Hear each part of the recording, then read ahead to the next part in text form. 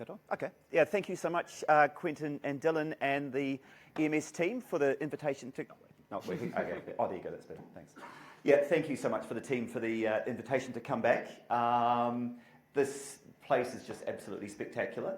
And it's just always a pleasure to hang out with like-minded people and meet new people, catch up with some old friends from around the traps and the years. So it's wonderful to be here. So thank you. I thought by this stage the week you'd all be absolutely sick and tired of balmy, breezy beaches, warm sunsets, luscious cocktails by the pool. I thought I'd transport you for about 30 to 40 minutes to somewhere that's a little bit more icy, a little bit more tepid, and cold as a bastard when you get in the water. I was asked a couple of seasons ago to act as the emergency coordinator for a company that was undertaking trips down to the Antarctic for the best part of 3 months. So they did about 12 trips. Overall, I was coordinating all the emergency responses in case there was any emergencies on board. They had a sat phone, they could contact me. Any evacuations or anything nasty, then again, we would sort of help coordinate that. When I got asked to do this, I was quite honest. I said, I've got absolutely no idea what is down there, what's involved, and where I could land a helicopter. And so they very kindly offered to let me get down there for a month. So I did some back-to-back trips over December, which involved Christmas and New Year in the Deep South. And I got to see firsthand what a stunningly incredible but unbelievably isolated part of the world this is. As a background, I'm an emergency medicine specialist. I'm currently working in Middlemore Hospital in Auckland, so it's a quaternary big trauma centre.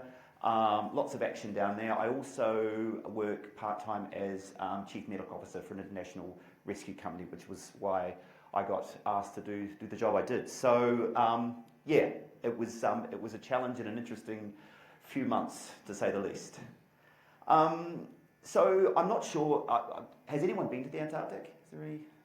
Oh, we've got one up the back. Excellent. All right, well, you can nod sagely or shake your head, depending on your experiences. But just a little bit of a background. Some of you will be slightly surprised to hear that it's fucking cold down there. We're down there in summer. So summer is a balmy -20, -25, whereas the middle of winter, it gets down into the -50s, -60s, and I quite enjoy looking at the Google weather for various times of the year. And when you see it hits -55 in places you have been, you just go, yeah. The water's -2 degrees, and you'll find out the relevance of that in a little bit. 98% of it is covered in ice. Again, probably not surprising. And it just pips Kalgoorlie for one of the driest places in the world. It hasn't snowed in some parts of it, or rained, in fact, for millions of years, which is quite an incredible feat. It's quite remote. A lot of it is completely inaccessible in the winter months, and I do take my hat off to these teams that go down to places like McMurdo and Ross Base and stay there for the duration, because that's quite punchy. The trips that the tourists will generally go on are from late October through to March. So they're generally, the ice is cleared, it's easy to get down in boats, it's generally the weather's a lot more settled. But irrespective of when you do get down there, you realise there are very, very few points where you could get evacuated out if anything went wrong. Sobering thought. And I think that just the last thing, which I didn't fully appreciate until I got down there, is how much it screws with your brain. On New Year's Eve, we were up toasting in the new year, and it just didn't get dark. So you just kept going. It's sort of one of these frightening party scenes where it just never stops. But that does have impacts on everything from biorhythms to circadian rhythms, and if you're a little bit adjusted, you might well come out worse for wear. But yeah. So, wee bit of geography. Antarctica is a huge place. Now, the vast majority of bases, etc., are actually down in this McMurdo Sounds. You've got McMurdo Base, you've got Ross Base. These are all obviously a lot more accessible from Australia and New Zealand. Where we were operating was the peninsula, which is over here. So basically to access it's from the bottom of South America. So our boat would leave from Ushuaia, which was one of the southern parts of Argentina, famous for climbing, famous for mountains, very beautiful part of the world. And we would make our way across this interesting patch of water called the Drake Passage. I'll have a chat about that in a moment. So Ushuaia is a beautiful place, very kind of backpackery. Everyone's into mountains and climbing and of course jumping on boats. So this was our boat. I will show you a few more photos as we go through. The trips that we were taking, we had about 120 passengers, paying passengers, and about 200 crew.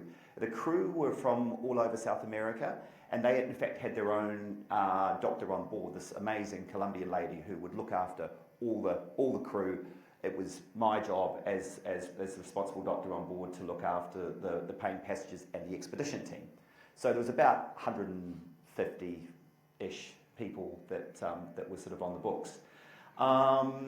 It was basic. I mean, there's a lot of ways of seeing Antarctic. You can go absolutely full tit, pay thousands and thousands and thousands, get VIP, butler service, everything on your doorstep. This is a little bit more rustic, and it's better for, it's meant for passengers that are keen for a bit of activity, jumping out, kayaking, jumping on ice, IRBs, generally pretty fit and active.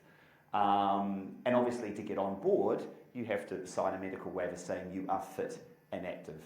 And I'll come back to the irony of that a little bit later. Anyway, that was my room. So it was cute. Couple of beds and my stuff, and no windows, but a nice mirror. So that was where I hung out for the time I was there. That was one of the lounges, so that was one of the coffee lounges. So it was nice. It definitely wasn't sort of scungy. The carpet was amazing, and this was my health clinic. So I had a little resus bed. I had a defibrillator. I had some drugs, and that was about it. And part of one of my jobs was to go through the medical supplies at the start just to see what was there, what had been used, and you can imagine what sort of things got used the most, and by far and away it was anti-nausea medication, as we'll see, but pain relief, antibiotics, all those sorts of things. There were not a lot of resus drugs because, as you can imagine, if there is a resus 3,000 kilometres away from your nearest hospital, it's not going to go well, as we found out. So what I want to do today is just pick a few things out. I've purposely avoided the infectious diseases, which are pretty much part of any tour boat, and I'm sure you're all familiar with the management of those anyway. We'll have a wee chat about nausea and vomiting at sea, trauma when you're a long way away from anything radiological, what happens if someone gets chest pain. And I have to say, before the trip, that was one of the things that kept me awake at night. What if someone does actually start getting some ischemic chest pain? Because there are some time critical conditions, as you know, and dare I say it, acute ischemia is one of them. We chat about the role that the doctor has on a trip like this and on a boat like this, and also maybe some critical care just to wrap it up. If anyone's got any questions as I go through, please chuck your hand up and we can address those as well. So we left Ushuaia, beautiful, balmy evening. Everyone was excited, and most of these people, it was their first trip. Obviously, the expedition crew, it wasn't their first trip. It was my first trip. I pretended not to be too excited. I was very excited, and I thought, this is going to be fine. Look at this Drake Passage. It's, everyone's moaning and whinging. 2.5 days crossing, we can do that. And then the Drake Passage hit. So, is this going to play? Do I press again? Oops, no, back. There we are. Is it going to play? Oh, it's just gone there. All right. So this is an example. Oh, is it working? No.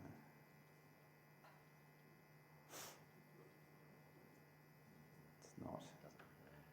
Can we come back and go to that other one? Can we go to that other one? Is that going to go? No, maybe not. We can go.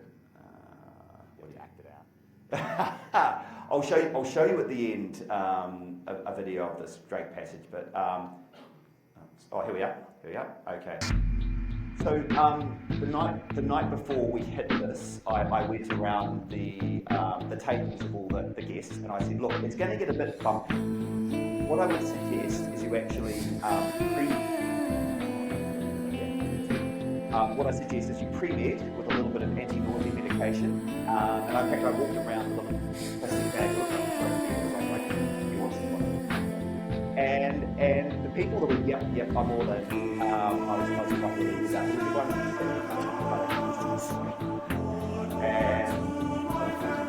and this is sort of what we did today, and it was quite punchy. And our expedition leader, he kind of said, yeah, this is about a 6 out of 10, and he kept sort of on board with this. So imagine 2.5 days of that.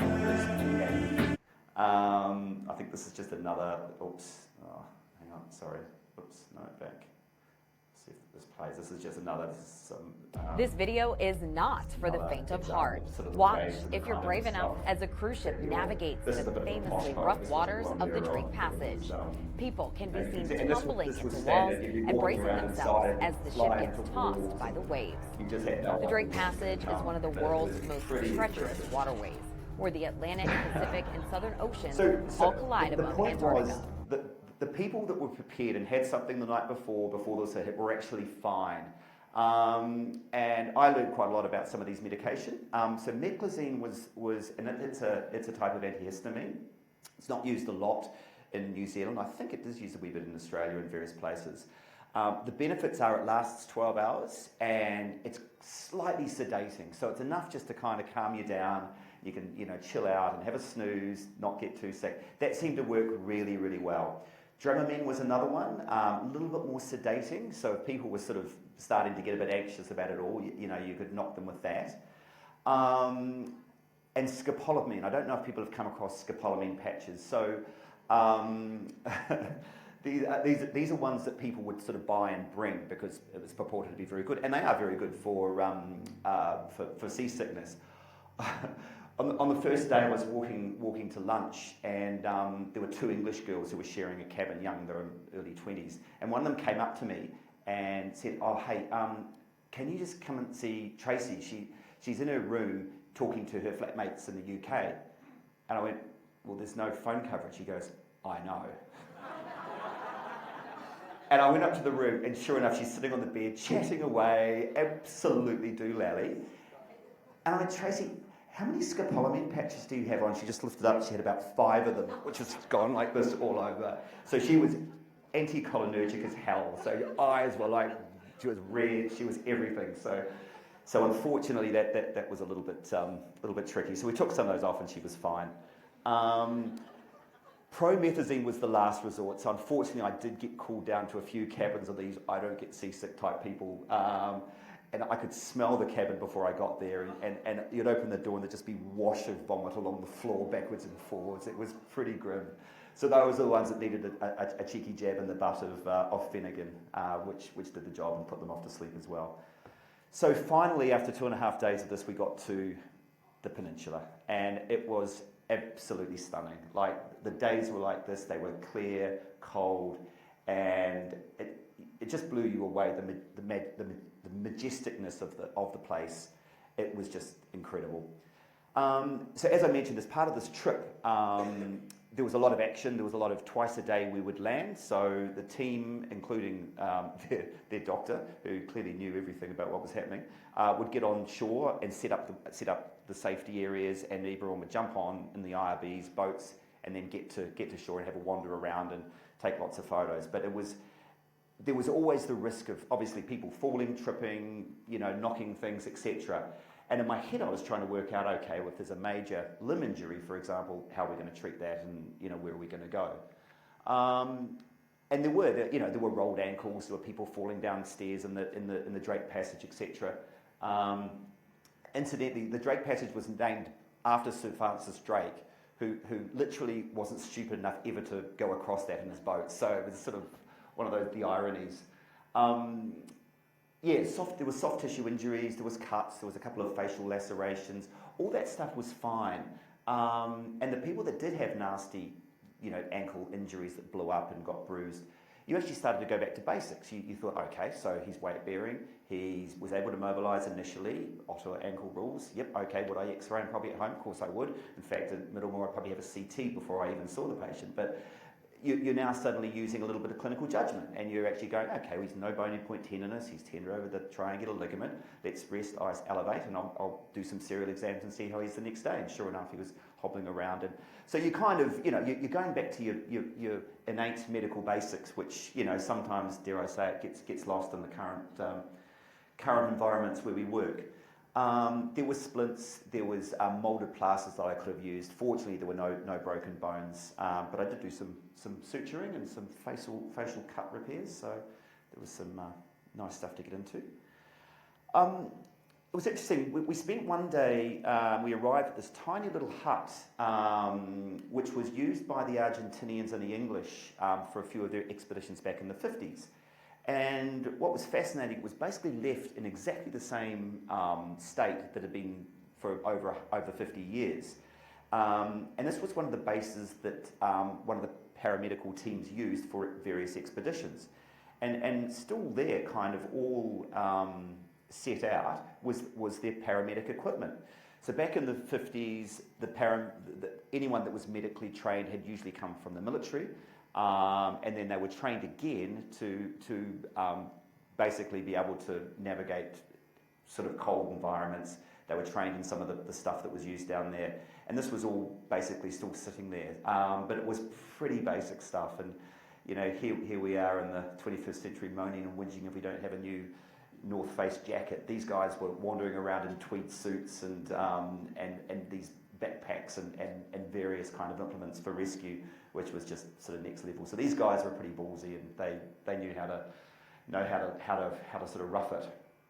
So it was interesting sort of to check all that out. As I mentioned, it got a little bit cold down there, and so I wasn't surprised that there were a few cold-related events and presentations. Some were accidental, some were self-induced. So on one morning, it was announced that this was the morning of the polar plunge. So everyone had the chance to come down to the deck and literally leap into -2-degree water with a rope around them in case they passed out or had a cardiac arrest, so we could drag them back. So I was dressed in a penguin onesie with a defibrillator and a bottle of vodka. So basically everyone would go in, come back out, they'd get a little shot of vodka, and all get quite excited. So there was a few interesting incidences with that. No one was obviously injured, and your likelihood of anything happening was very small. But there was a few people that took slightly long to recover from the cold. And then there was our Scandinavian photographer who decided to just swim out for about 50 metres and do a few paddles around and come back, and everyone's just going, right, that makes sense. The key thing, though, that was interesting, and on a few of the episodes, this became very noticeable. So on days when the weather actually closed in, you realise when the wind hit and the moisture was around, those are the things that just dropped your temperature so fast. And one night or one day, we had the chance to actually go and sleep in the ice. So everyone got to dig a little, looked like something you put in a coffin, but it was a sort of a hole in the snow, and you dug yourself in and with your sleeping bag, and you actually stayed the night. And it was beautiful. You could hear the glaciers cracking as you lay there in your little cocoon. And of course it never got dark, which was fine, but you tried to get some sleep. But then in the morning, the wind came up and the splash from the boats got everyone quite wet. And then the wind hit, and it was about a half an hour trip back to the boat in the little dinghies, IRBs. And people got cold, like really cold. And there were tears, and there were people that were, clearly about to hit sort of that mild hypothermia. And fortunately you're back on board. But if you'd been out there, I think for too much longer, I think there would have been some significant pathology. So it can happen, and it can happen very, very fast, and that was quite sobering. So as I mentioned, this was something that did kind of, I mulled over in my head quite a few times. What would happen if someone, presented out of the blue with ischemic sounding chest pain? What would we do to rule it out, or how could you what would you do even if it was? We had an ECG machine down there. We obviously didn't have a troponin, although probably you could take an I-stat down there. It would be not unreasonable. Although, again, if it was positive, I don't quite know what you'd do. I thought about this, and I didn't at the time, but I will next time, is you can now get little ultrasound devices that plug into your iPhone. So you could actually do an echo or even an EFAS down there, and I think I'd probably do that next time. But you know, if someone did have chest pain, then you know, clearly there would be a need to act or try and do what you could. So this was a case that actually was on a couple of subsequent trips, and I heard about it when they got back, and it was quite interesting. So it was a 55-year-old crew member. So one of the I think he was from Argentina. Minimal English. He'd been doing a night shift, and one of his colleagues found him collapsed on the deck upstairs, quite drowsy, complaining of chest pain and back pain. Didn't appear to be any trauma, but they got him inside, and the doctor did some obs and found a heart rate of 42 and a blood pressure of 88 on 53, which was slightly concerning. She then did an ECG, which was that. Anyone like to take a stab at what that might show?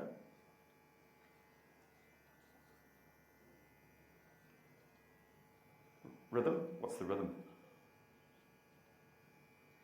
Bradycardia? Any P waves? AF? What's happening in front of the ST segment? So T waves looking pretty abnormal. So differential, if you saw that, yeah, you'd think STEMI, acute MI, that's hypothermia. So those are J waves. So three of the classic findings in hypothermic ECGs are bradycardia, often AF, and you get this J wave, very abnormal. So that completely disappeared as he walked. His temperature, so the first thing that it was, his temperature was 31, I think, so he'd been up there for a few hours. Temperature came up to 35, ECG went completely back to normal. So it's always one of the mimics of STEMIs, and probably not a lot in Australia, but in Dunedin, down south in Otago, New Zealand, we saw a few of those in the day. I think one of the things that I wasn't expecting when I went on this was the team dynamic. So the expedition crew was this unbelievable collection of scientists, of people that have been doing this for years. They were IRB drivers, they were mountaineers, they were oceanographers, they were conservationists. It was the huge panacea, and everyone kind of worked together in to look after the guests, but also just the togetherness of the group was amazing. And so you felt quite honoured to be invited into that. And these guys all knew each other. I knew none of them. But you turned out to be quite a significant part of the senior advisory team. So there was the captain, who was a Ukrainian. The captain of the boat was Ukrainian. And the expedition leader, who had been doing it for 20 plus years, super nice guy. So the three of us would have a meeting and say, well, look, if anything happens, this is our plan. What's your plan if someone gets sick? We're at this point now. So you were intimately involved in the coordination if anything did go wrong. I mean, safety was a massively paramount importance, for the whole trip. And you felt quite humbled to be sort of part of that, I guess. But what you also realised was you were thrown into a number of other roles. So every day, twice a day, you'd go out on the IRBs. They would kick the medic on me with my big bag full of everything you could imagine, first aid wise, and you'd go ahead and you'd help plot the course for the day for the rest of the people.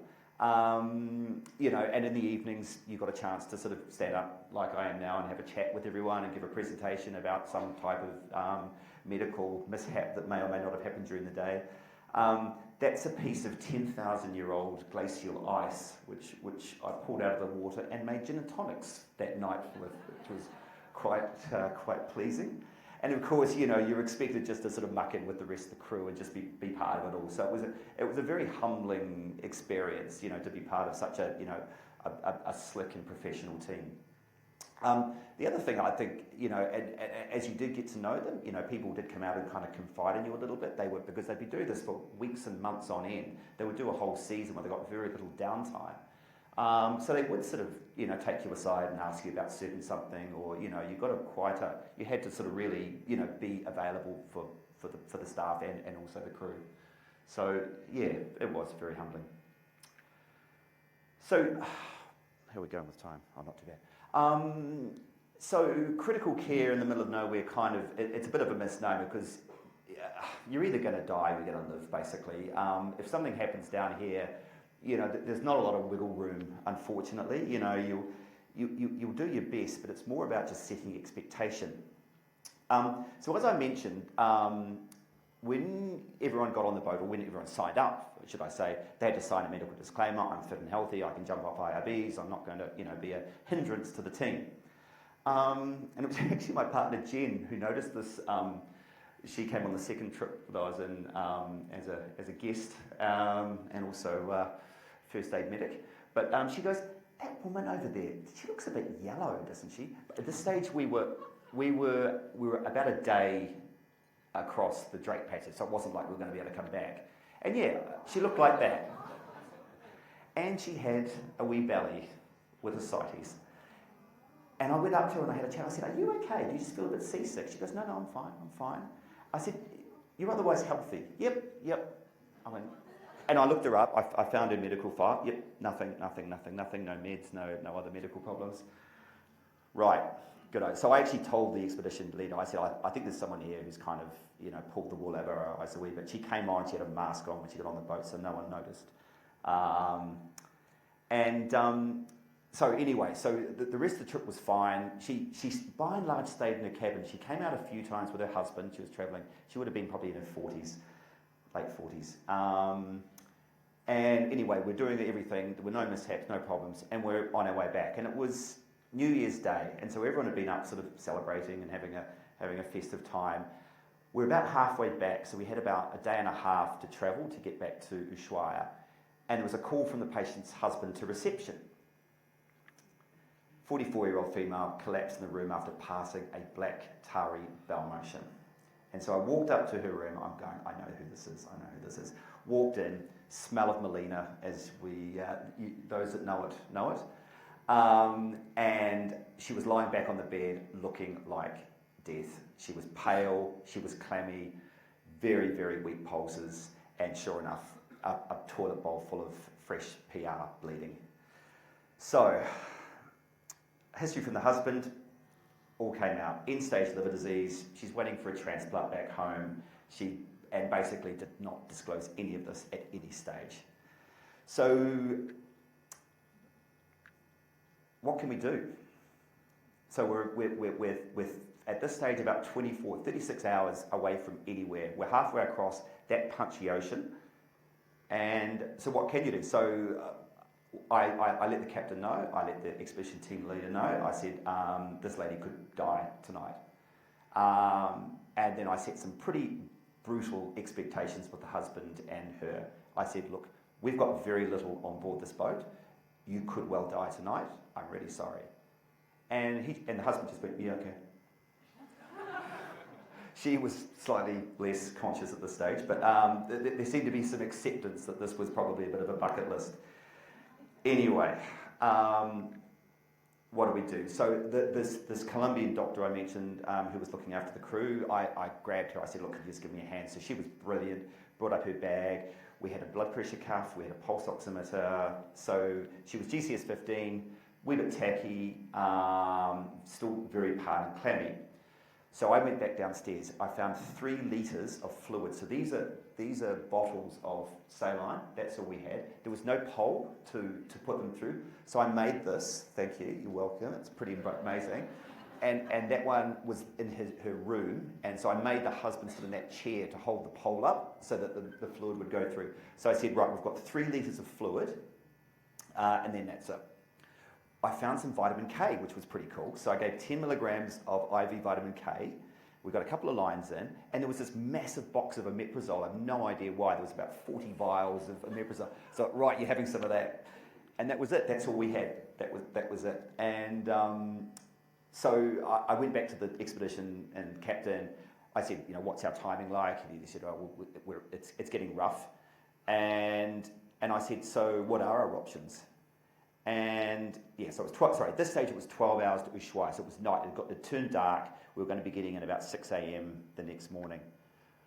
So in my head I was going through, okay, so what are our options? So we're going through 9-metre swell in the dark with a storm coming in. Could we get a Chilean emergency rescue team once we're close enough to land on board? And this is what the captain was sort of saying. We could get a helicopter, and I said, that's absolutely insane. You're putting the helicopter team at risk.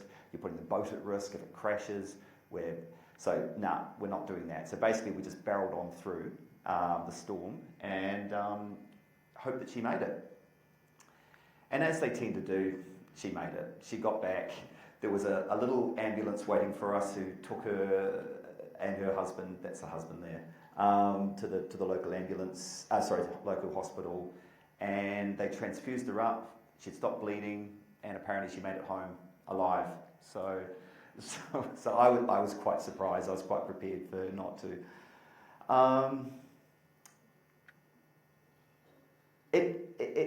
I think it blew me away how humble I kind of felt, and how when you're isolated in an environment like that, there's no sort of plan B. There's nowhere else you can kind of go or look to or see if there is anything a medical emergency happen.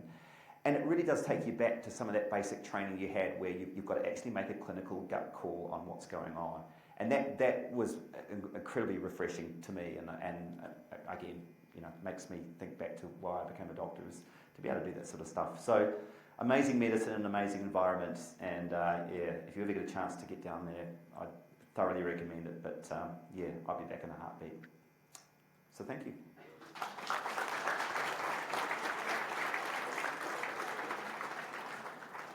Thank you, Brett. Do we have any questions? Yes, Rob. Can you point me to the RCT or the meta-analysis for vodka after an emergency? Yeah, good question. It's I'm planning a paper myself. We thought we'd start beachside in about 4 hours, and I'll. Yeah. All right, we have a question. Yeah. There was a year when I was in Ushuaia, and I was invited to go on one of these expeditions. I heard that year there was a deaf lady who fractured, I think it was a femur, and I was just wondering, like, at what point, is there any protocol for when you decide to go back? Is this a sheer clinical decision making? Yeah, there is, and it depends firstly on what's going on, and also your proximity. So the peninsula we went down had a couple of spots where you could get a plane in, and so you could evac someone, but it would have involved going off piste, off the course that you're on, making maybe taking a day to get to a certain place. A plane could fly in. So there was a couple on the peninsula, and around the St George Island, so up towards Falkland Island, they're a lot more accessible and slightly less isolated. There were very few places down that peninsula. So yeah, you're rolling the dice. Yeah. Any other questions? The back of the room staying very quiet. Naughty bunch. All right, let's hear it for Brett then.